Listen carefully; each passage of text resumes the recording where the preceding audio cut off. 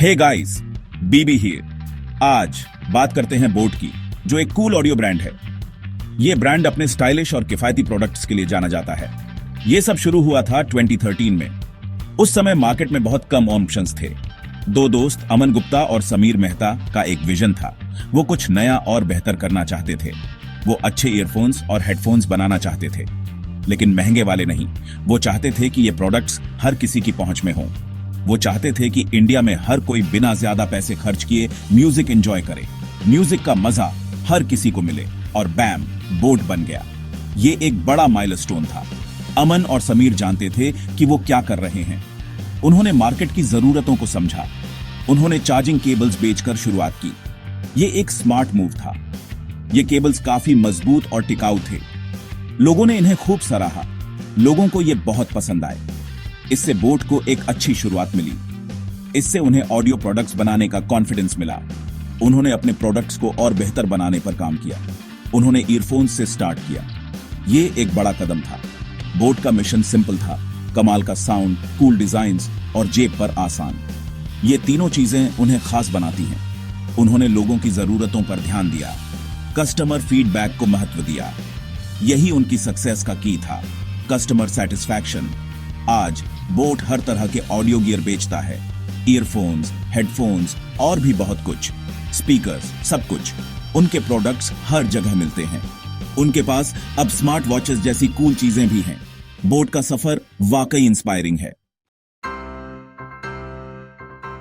अब आप सोच रहे होंगे, ऑडियो ही क्यों? क्योंकि इंडिया को म्यूजिक से प्यार है।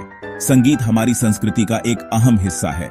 हर कोई हमेशा कुछ ना कुछ सुन रहा होता है, चाहे वो गाने हो, पॉडकास्ट हो या ऑडियो बुक्स। लेकिन अच्छे ईयरफोन्स पहले बहुत महंगे होते थे। हर कोई इन्हें अफोर्ड नहीं कर सकता था। बोट ने मार्केट में इस गैप को देखा। उन्होंने एक अवसर देखा। उन्हें पता था कि लोग क्वालिटी चाहते हैं बिना ज्यादा पैसे खर्च किए। अफोर्डेबिलिटी और क्वालिटी का मेल। स्मार्टफोन्स भी पॉपुलर हो रहे थे। हर कोई कनेक्टेड रहना चाहता था। हर कोई उन पर म्यूजिक सुन रहा था। यह एक नया ट्रेंड बन गया था। बोट को पता था कि यह उनका मौका है। उन्होंने इसे भुनाने का फैसला किया। उन्होंने स्मार्टफोन्स के लिए परफेक्ट ईयरफोन्स बनाना शुरू कर दिया। यह एक बड़ा कदम था। यह स्टाइलिश, ड्यूरेबल और सबसे जरूरी अफोर्डेबल थे। यह एक गेम चेंजर था। लोगों ने इसे खूब पसंद किया। आखिरकार लोगों के पास बिना ज्यादा पैसे खर्च किए अच्छे ऑप्शंस थे। यह एक बड़ी सफलता थी। बोट अफोर्डेबल और ट्रेंडी ऑडियो के लिए गो टू ब्रांड बन गया। यह एक नई शुरुआत थी। तो बोट इतना सक्सेसफुल कैसे बना? उनके पास कुछ किलर स्ट्रैटेजीज थी। सबसे पहले उन्होंने ऑनलाइन सेल्स पर फोकस किया। उन्हें पता था कि यंग लोग सब कुछ ऑनलाइन खरीद रहे हैं, इसलिए उन्होंने Amazon और फ्लिपकार्ट जैसे प्लेटफॉर्म्स के साथ पार्टनरशिप की। दूसरा, उन्होंने अपने प्रोडक्ट्स को अलग बनाया। उन्होंने bright colours, cool designs use किए और मार्वल और DC कॉमिक्स जैसे बड़े ब्रांड्स के साथ कोलैबोरेट किया। आयरन मैन वाले ईयरफोन्स किसे नहीं चाहिए? तीसरा, उन्होंने एक स्ट्रॉन्ग कम्युनिटी बनाई। उन्होंने सोशल मीडिया पर अपने कस्टमर्स से कनेक्ट किया। उन्होंने फीडबैक सुना और इंप्रूव करते रहे। आखिर में उन्होंने अपने प्राइसेस कंपेटिटिव रखे। उन्हें पता था कि इंडियन मार्केट में अफोर्डेबिलिटी की है। बोट ईयरफोन्स पर ही नहीं रुका। उन्होंने अपनी प्रोडक्ट लाइन एक्सपैंड की। उन्होंने वायरलेस हेडफोन्स, ब्लूटूथ स्पीकर्स और साउंड बार्स लॉन्च किए। वो आपके सभी ऑडियो नीड्स के लिए वन स्टॉप शॉप बनना चाहते थे। वो इनोवेट भी करते रहे।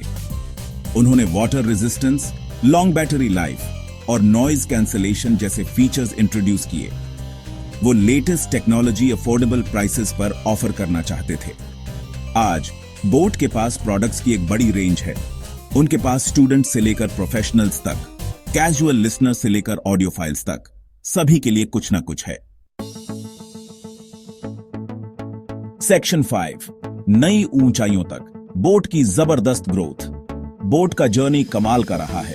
उन्होंने कम समय में बहुत बड़ी सक्सेस हासिल की। वो इंडिया में नंबर 1 ईयरवेयर ब्रांड बन गए। वो ग्लोबली टॉप वेयरेबल ब्रांड्स में से एक बन गए। याद है, मैंने यूनिकॉर्न्स के बारे में बताया था। बोट भी एक यूनिकॉर्न बन गया। इसका मतलब है कि उनकी वैल्यू $1 बिलियन से ज्यादा है। कुछ साल पहले शुरू हुई कंपनी के लिए बुरा नहीं है ना? बोट की सक्सेस उनकी मेहनत, इनोवेशन और इंडियन मार्केट की समझ का सबूत है। सेक्शन 6, मुश्किलों का सामना, आगे की चुनौतियां। लेकिन बोट के लिए सब कुछ आसान नहीं था। उन्हें रास्ते में कई मुश्किल चैलेंजेस का सामना करना पड़ा। सबसे बड़ा चैलेंज था कंपटीशन। कई नए ऑडियो ब्रांड्स आ गए जो मार्केट में अपनी जगह बनाना चाहते थे। दूसरा चैलेंज था सप्लाई चेन मैनेज करना। उन्हें इंश्योर करना था कि वो अपने प्रोडक्ट्स की ग्रोइंग डिमांड को पूरा कर सकें। पैंडेमिक के दौरान यह स्पेशली डिफिकल्ट था, लेकिन बोट ने हार नहीं मानी। उन्होंने इन चैलेंजेस का डटकर सामना किया। सेक्शन 7, आगे बढ़ते रहना, चुनौतियों से पार पाना, ग्रोथ को अपनाना। तो बोट ने इन ऑब्स्टिकल्स को कैसे ओवरकम किया? उन्हें पता था कि उन्हें अडेप्ट और इनोवेट करना होगा। उन्होंने रिसर्च एंड डेवलपमेंट पर फोकस करना शुरू किया। उन्होंने इंडिया में अपना R&D सेंटर सेटअप किया। इससे उन्हें इंडियन मार्केट के लिए स्पेसिफिक प्रोडक्ट्स क्रिएट करने में मदद मिली। उन्होंने स्ट्रेटेजिक पार्टनरशिप्स भी बनाई। उन्होंने अपने प्रोडक्ट्स को बेहतर बनाने के लिए ग्लोबल टेक जायंट्स के साथ कोलैबोरेट किया। उन्होंने स्मार्ट वॉचेस और होम ऑडियो जैसे नए कैटेगरीज में भी कदम रखा। अपने प्रोडक्ट पोर्टफोलियो को डाइवर्सिफाई करके और अपने ऑपरेशंस को स्ट्रेंथन करके बोट ने अपनी कंटिन्यूड सक्सेस इंश्योर की। सेक्शन 8, बोट की विरासत, नए एंटरप्रेन्योर्स के लिए प्रेरणा। बोट की कहानी एक ऐसी कहानी है जो हर युवा उद्यमी को प्रेरित कर सकती है। बोट की कहानी वाकई इंस्पायरिंग है। यह एक उदाहरण है कि कैसे एक छोटा सा विचार एक बड़े ब्रांड में बदल सकता है। उन्होंने दुनिया को दिखाया कि इंडियन ब्रांड्स ग्लोबल स्टेज पर कंपीट कर सकते हैं और जीत सकते हैं। यह एक बड़ी उपलब्धि है। उन्होंने साबित किया कि सही स्ट्रैटेजी, मेहनत और थोड़ी कूलनेस के साथ कुछ भी पॉसिबल है। यह एक महत्वपूर्ण सबक है। तो हम बोट से क्या सीख सकते हैं? बहुत कुछ। आइए कुछ महत्वपूर्ण बातें जानें। पहला, मार्केट की जरूरत को पहचानें और उसे पूरा करें। यह सबसे महत्वपूर्ण कदम है। दूसरा, अपने कस्टमर्स पर फोकस करें और एक कम्युनिटी बनाएं। इससे ब्रांड लॉयल्टी बढ़ती है।